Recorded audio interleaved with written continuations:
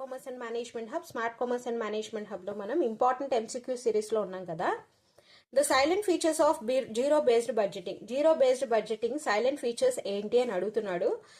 Zero based budgeting salient features గురించి తెలుసుకునే ముందు అసలు జీరో బేస్డ్ బడ్జెటింగ్ అంటే ఏంటో తెలుసుకుందాం. అసలు బడ్జెటింగ్ అంటే ఏంటి? ప్లానింగ్. ఒక కంపెనీ తన రా మెటీరియల్ నుంచి, అంటే ఒక ప్రోడక్ట్ తయారీకి ఫస్ట్ నుంచి చివరి అవుట్పుట్ అయ్యే వరకు, ఒక ప్రోడక్ట్ తయారు చేసి దాన్ని సేల్ చేసే వరకు ఎంత అమౌంట్ అనేది అవుతుంది, ఎంత ఎక్స్పెన్స్ అనేది అవుతుంది అనేది ఒక ప్రీ ప్లానింగ్ అనేది చేస్తుంది. దాన్నే బడ్జెటింగ్ అంటారు.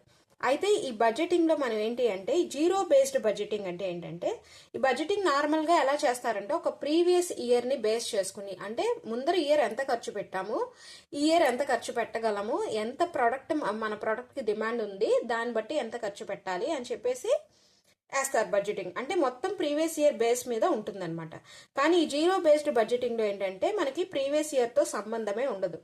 అంటే స్క్రాచ్ నుంచి మనం స్టార్ట్ చేస్తాం. జీరో అంటే జీరో నుంచి స్టార్ట్ చేస్తాం అనమాట. ఇప్పుడు ఫర్ ఎగ్జాంపుల్ ఒక కొత్త ప్రోడక్ట్ మనకి మార్కెట్లోకి రిలీజ్ చేయాలనుకుంటున్నాం. దానికి ఎంత ఖర్చు అయ్యిద్ది అని అనుకోవాలనుకోండి, తెలుసుకోవాలనుకోండి ఒక ఎంత ఖర్చు అవుద్ది ఆ ప్రోడక్ట్కి అని. మనం ప్రీవియస్ ఇయర్ ని బేస్ చేసుకోలేం కదా, ఎందుకంటే ఇప్పుడే కదా స్టార్ట్ చేస్తున్నాం. సో మనం ఏం చేస్తాం, మార్కెటింగ్ ఎనలైజ్ చేస్తాం. అంటే మార్కెటింగ్ ఎగ్జిక్యూటివ్స్ వెళ్ళి ఎనలైజ్ చేస్తారు. ఓకే, మన ప్రోడక్ట్ కి ఇంత డిమాండ్ ఉండి ఈ ప్రోడక్ట్ స్టార్ట్ చేస్తే దీనికి ఇంత బడ్జెట్ అవుతుంది, సేల్స్ కి ఇంత అవుతుంది, పర్చేసింగ్ కి ఇంత అవుతుంది, అలా అన్ని ఎక్స్పెన్సెస్ అనేవి ఎనలైజ్ చేస్తారు. సో జీరో బేస్డ్ బడ్జెటింగ్ అనేది సామాన్యంగా ఎక్కడ యూజ్ చేస్తారంటే, న్యూ ప్రొడక్ట్స్ కనుక ఒక కంపెనీ ఇంట్రడ్యూస్ చేయాలనుకుంటే యూజ్ చేస్తారనమాట. దీని ఫీచర్స్ చూద్దాము. It is a decision oriented approach. కరెక్టే కదా, ఒక బడ్జెట్ అనేది ఎంత ఉండాలని డిసైడ్ చేసేదే కాబట్టి ఇది decision approach. The decision unit is broken into understandable decision packages. Top level management ఉందనుకోండి, అదేం చేస్తుంది, వెంటనే డెసిషన్స్ తీసుకోవడం.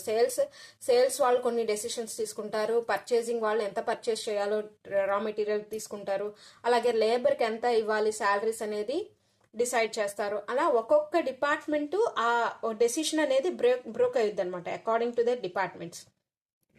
The responsibility shifted from top management to the manager.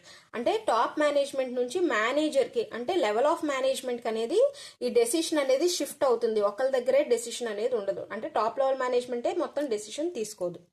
So ఈ మూడు కరెక్టే.